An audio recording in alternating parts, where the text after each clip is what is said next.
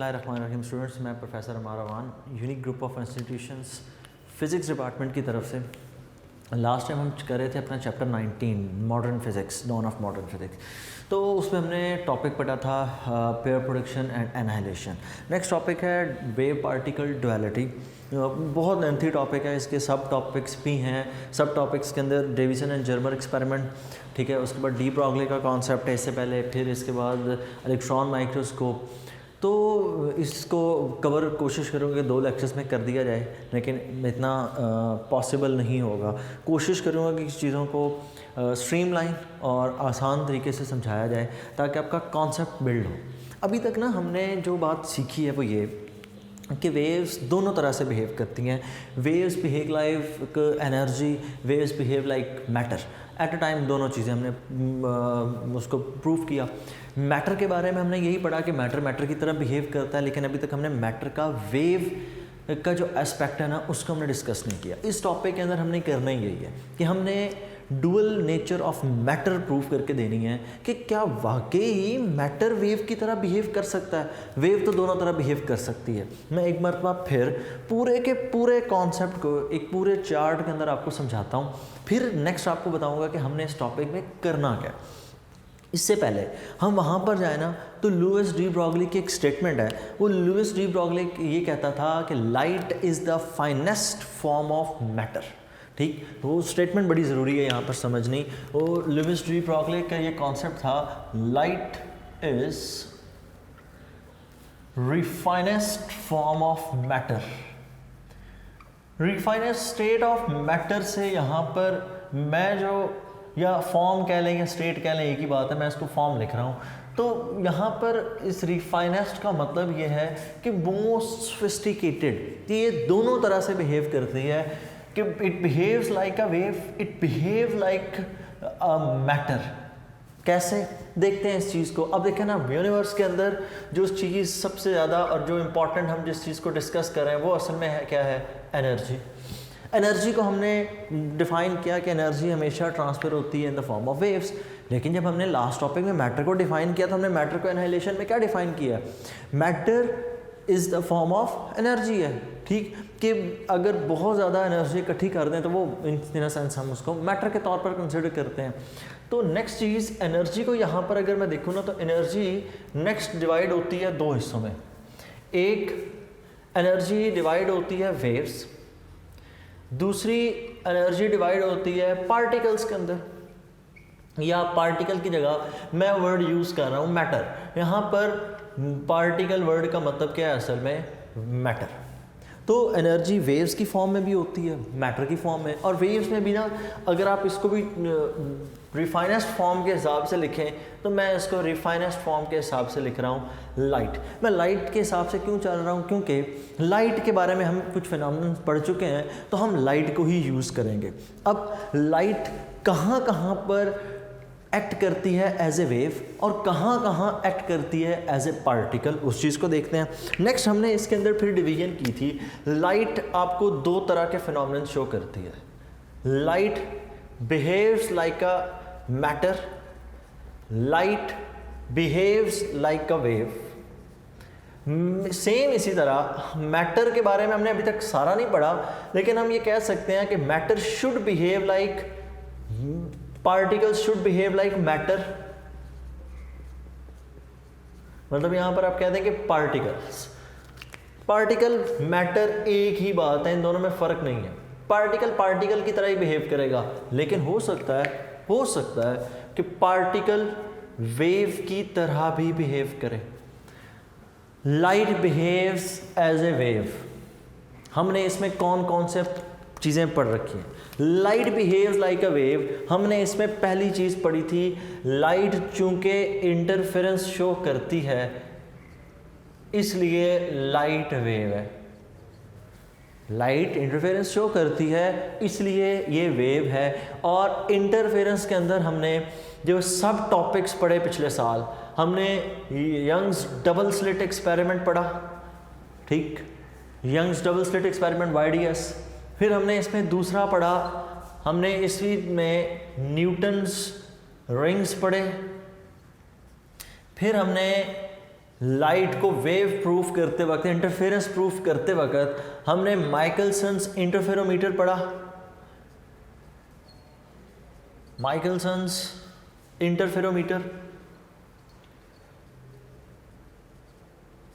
ये सारे के सारे असल में प्रूफ्स थे, माइकलसन्स इंटरफेरोमीटर। फिर हमने दूसरा इसमें जो करैक्टरिस्टिक पढ़ा, हमने पढ़ा कि light behaves like a wave, और ये फिनोमेनन शो करती है diffraction, diffraction through narrow slits, diffraction through thin film. ठीक, उसके बाद हमने डिफ्रैक्शन ऑफ एक्स रेज पढ़ी on the basis of Bragg's equation. तो ये डिफ्रैक्शन को जहन में रखिएगा, आगे कहीं पर हम इसको यूज़ भी करेंगे, एक्सपेरिमेंटल एविडेंस के लिए हमें नेक्स्ट चाहिए होगी डिफ्रैक्शन।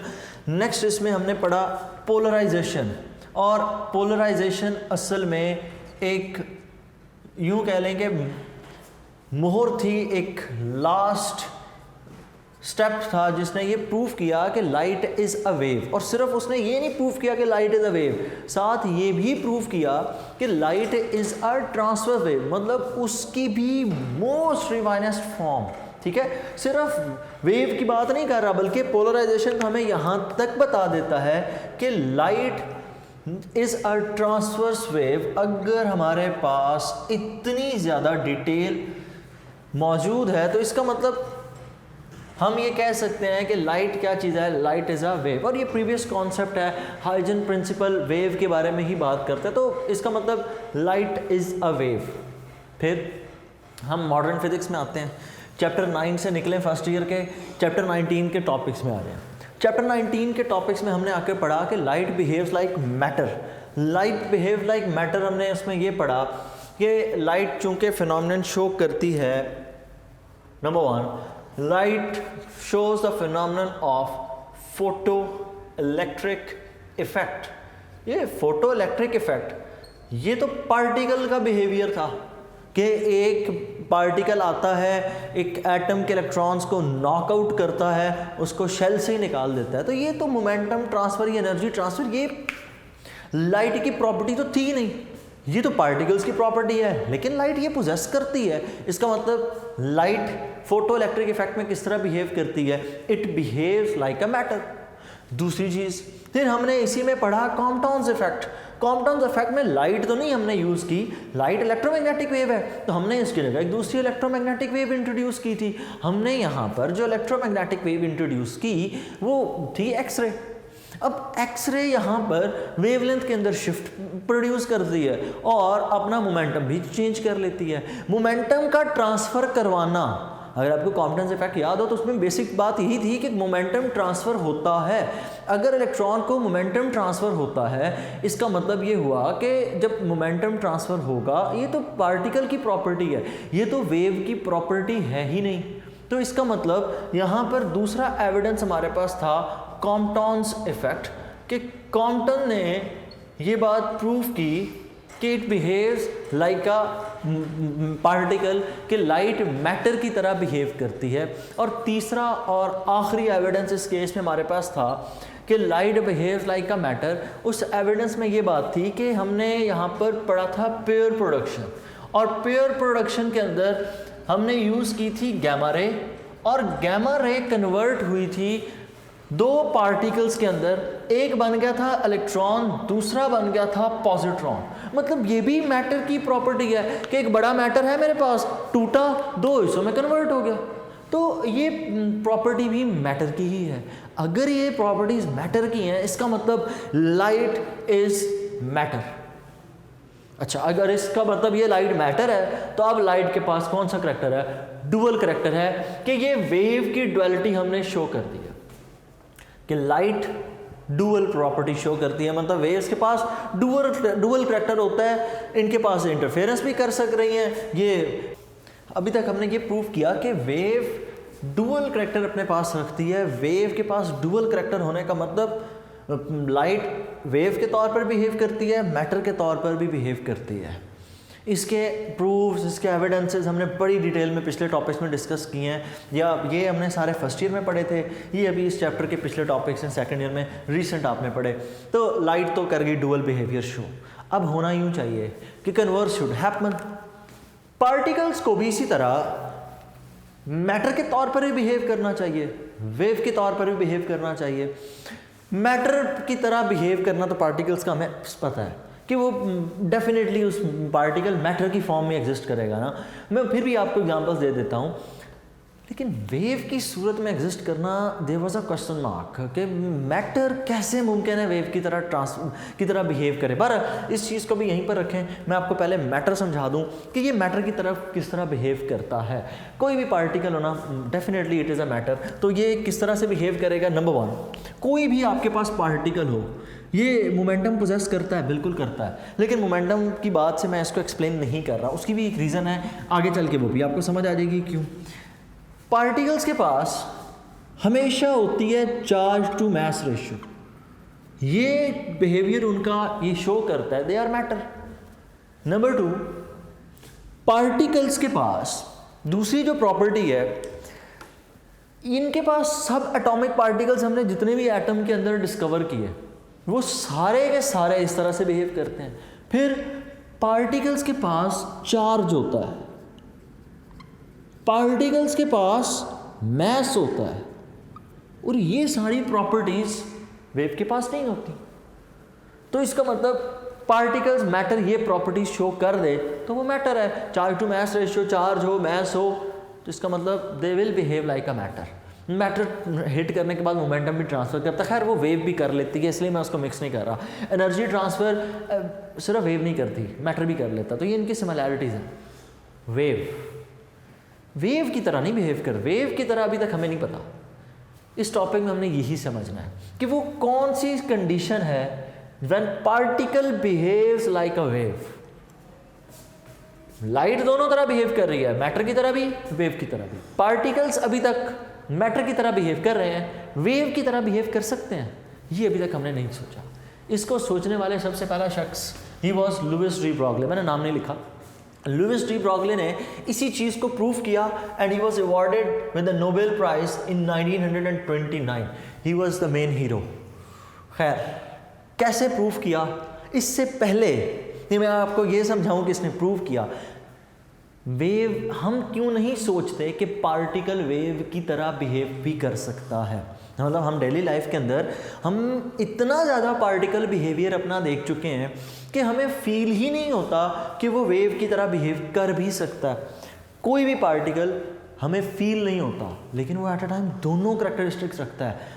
मैस भी रखता है, मतलब मैटर प्रॉपर्टीज़ भी रखता है, साथ ही साथ वेव प्रॉपर्टीज़ भी रखता है। फॉर एग्जाम्पल, अब आपके सामने अगर मैं कहूँ कि कोई पार्टिकल वेव की तरह एग्जिबिट करता है, फिनोमेनन करता है, तो क्या होना चाहिए। For example, there is a person who is standing and talking to someone, या जिस तरह से मैं आपसे बात कर रहा हूँ, आपके रूम के अंदर पड़ा हुआ स्पीकर जिससे आपकी आवाज़ सुन रहे हैं, वो साउंड यहाँ से हर डायरेक्शन के अंदर प्रोपेगेट हो रहा है। यहाँ से जो साउंड मूव कर रहा है वो इस डायरेक्शन में भी कर रहा है, सामने भी प्रोपेगेट कर रहा है, अवर्ड जा रहा है, इस डायरेक्शन में जा रहा है। इसका मतलब मेरे अंदर से निकलने वाली साउंड वेव हर डायरेक्शन में प्रोपेगेट कर रही हैं। इसका मतलब वेव्स हर डायरेक्शन में प्रोपेगेट करती हैं। पहली प्रॉपर्टी तो ये हो गई। क्या मैं एक से ज़्यादा जगह पर एग्जिस्ट कर सकता हूँ? No, I can't do this. इसका मतलब एक पार्टिकल वेव की तरह बिहेव नहीं कर सकता, लेकिन ये बात गलत है। पार्टिकल वेव की तरह बिहेव करता है, उस चीज़ के आगे प्रूफ्स होंगे। मैं अभी आपको ये समझा रहा हूँ कि हम नोट क्यों नहीं कर पाते इन चीज़ों को। इन चीज़ों को हम नोट इसलिए नहीं कर पाते क्योंकि इनमें सबसे अहम चीज़ होती है योर डोमिनेंट बिहेवियर। यहाँ पर इस कंडीशन के अंदर जिसमें मैं हूँ, मेरा डोमिनेंट बिहेवियर पार्टिकल का है, मैटर का है, मेरा डोमिनेंट बिहेवियर वेव का नहीं है। तो मैं वेव की तरह कब बिहेव करूंगा? When I move with a very large speed. मैं जब बहुत ज़्यादा स्पीड के साथ मूव करना शुरू कर दूं, then there is a possibility that I am behaving like a wave. तब मेरा वेव करेक्टर हो सकता है कि प्रोमिनेंट हो जाए। अब देखिए ना, लाइट के पास मैंने अभी प्रूव किया मैटर का बिहेवियर भी है, वेव नेचर भी है। अब आपको इस लाइन से बात समझ आ जाएगी। देखिएगा कि मैं अपनी पोजीशन पर खड़ा हूँ, एक छोटा सा बच्चा भागता हुआ आता है, मुझे हिट करता है, मुझे मोमेंटम ट्रांसफ़र होगा, चाहे थोड़ा क्यों नहीं, झटका लगेगा, मैं अपनी पोजीशन से पीछे की तरफ हटूंगा। इसका मतलब जब मैटर से कोलाइड करता है, इट ट्रांसफर्स मोमेंटम। उसने मोमेंटम ट्रांसफ़र किया मुझे।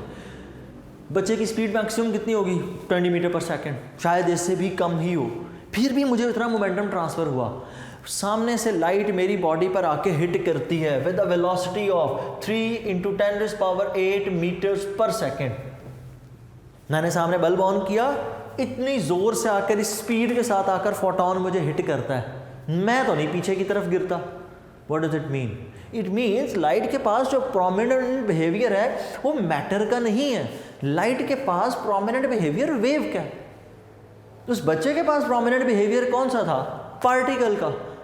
तो हम अपने इन्वायरमेंट के अंदर वेव्स का मेजॉरिटी वेव बिहेवियर ही देखते हैं, मैटर का मैटर बिहेवियर मतलब पार्टिकल बिहेवियर ही देखते हैं।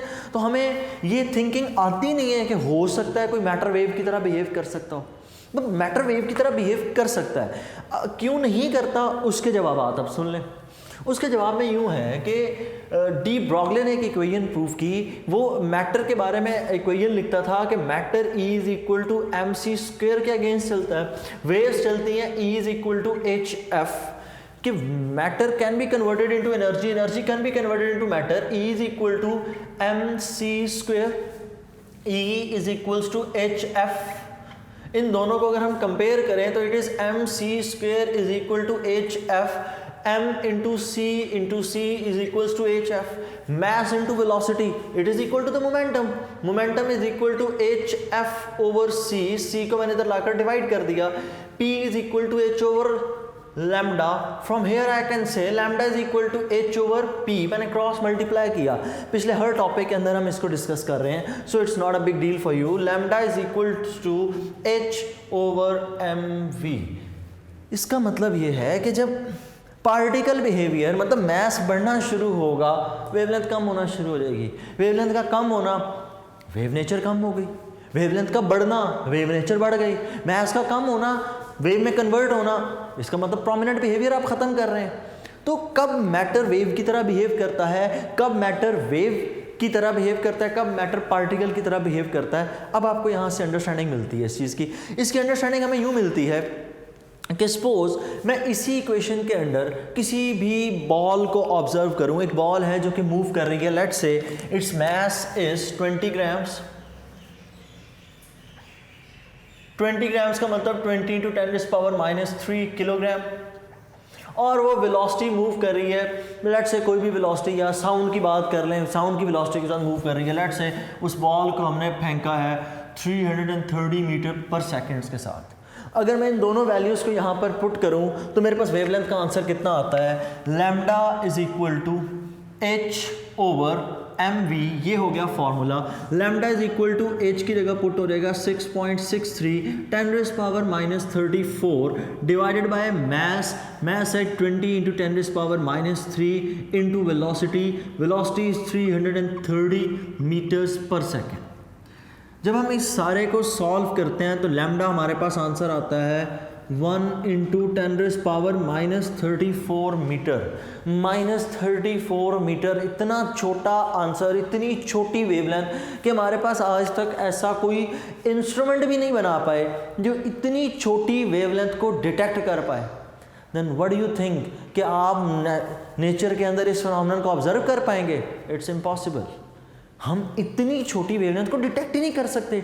मतलब वो एक बॉल जब मूव कर रही है तो मूव करते हुए उसके पास वेव करैक्टर है, लेकिन वो वेव करैक्टर बहुत ही छोटा है, इतना छोटा वेव करैक्टर कि हम उसको किसी सूरत मेजर कर ही नहीं सकते।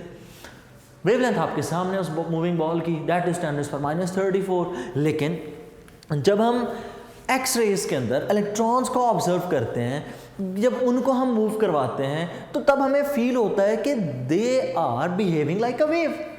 बिल्कुल, इलेक्ट्रॉन जब मूव करता है, द बीम ऑफ इलेक्ट्रॉन, अब इस बात को समझिएगा क्योंकि नेक्स्ट लेक्चर सारे का सारा इसी से रेलेवेंट होगा। अब जब हम वेवलेंथ इलेक्ट्रॉन की कैलकुलेट करते हैं, उनको जब मूव करवाते हैं तो उसके लिए formula lambda is equal to h over mv। Mass of electron वो है 9.1 10⁻31 किलोग्राम, और इनकी वेलोसिटी तकरीबन होती है 1 × 10⁻6 मीटर्स पर सेकेंड। जब हम इसको यहाँ पर पुट करते हैं तब हमारे पास लैम्डा इक्वल आता है, lambda is equal to h की जगह हम पुट कर देते हैं 6.63 10⁻34 divided by mass, 9.1 10⁻³ multiply by velocity, और वो वेलोसिटी है 10⁻⁶। इस सारे को सॉल्व करें तो हमारे पास आंसर आता है तकरीबन 7 × 10⁻⁻10 मीटर्स। ये 10⁻⁻10 ये तो एमस्ट्रॉन्ग में वैल्यू आ गई, और ये जो वैल्यू है ये वैल्यू तकरीबन देख लीजिएगा इसको, इसके अंदर मे बी आंसर थोड़ा बहुत वेरी करें लेकिन तकरीबन इतना आंसर आता है। बहरहाल आंसर में 10⁻⁻10 लाजमी आ रहा होगा। ये एमस्ट्रॉन्ग वैल्यू, ये तो वेवलेंथ है एक्स रेज की, और इसको हम डिटेक्ट करते हैं। डिटेक्ट क्या है, इसको तो हम यूज़ करते हैं बॉडी एनालिसिस के लिए। इसका मतलब क्या हुआ, इसका मतलब ये हुआ कि वेलोसिटी जितनी ज़्यादा होती जाएगी और मास जितना कम होता चला जाएगा, वेव करैक्टर वैसे वैसे बढ़ता जाएगा। ठीक है, वेवलेंथ बढ़नी चाहिए, सिंपल इज दैट, कि जितनी ज़्यादा वेवलेंथ बढ़ेगी। अब देखिए ना, पहले मास कितना था 20 × 10⁻³ 20 × 10⁻³ होने का मतलब मास की वैल्यू बहुत ज़्यादा है। अब कितना है 10⁻31, मास बहुत छोटा है।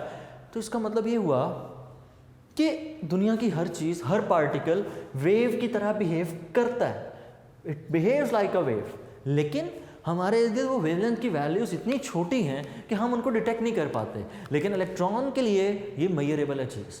इसी चीज़ को हम नेक्स्ट बाकायदा तौर पे प्रूव करेंगे, और इस चीज़ को मैं फिल करूँगा कि यस इट हैपन्स, कि वाकई ही इलेक्ट्रॉन बिहेव करेगा एक वेव की तरह। और इलेक्ट्रॉन अगर वेव की तरह बिहेव कर गया तो मैं जानता हूँ electron is a particle, because it has an E/m ratio, it has a charge, it has a mass. और अगर वो वेव नेचर शो कर गया, इसका मतलब इलेक्ट्रॉन के पास दोनों करैक्टर्स हैं, as well as particle as well as wave, दोनों चीज़ें। तो नेक्स्ट, अब आपके जहन में एक कॉन्सेप्ट बन गया होगा, और ये लाइट मैटर और वेव दोनों की तरह बिहेव करती है। पार्टिकल भी मैटर और वेव दोनों की तरह बिहेव कर सकता है, कैसे करेगा? नेक्स्ट टॉपिक में इसको देखते हैं कि क्या होने जा रहा है। नेक्स्ट टॉपिक होगा डेविसन एंड जर्मर एक्सपेरिमेंट, और वो इन्हीं कॉन्सेप्ट्स के ऊपर वो डील करेगा। अल्लाह हाफिज़।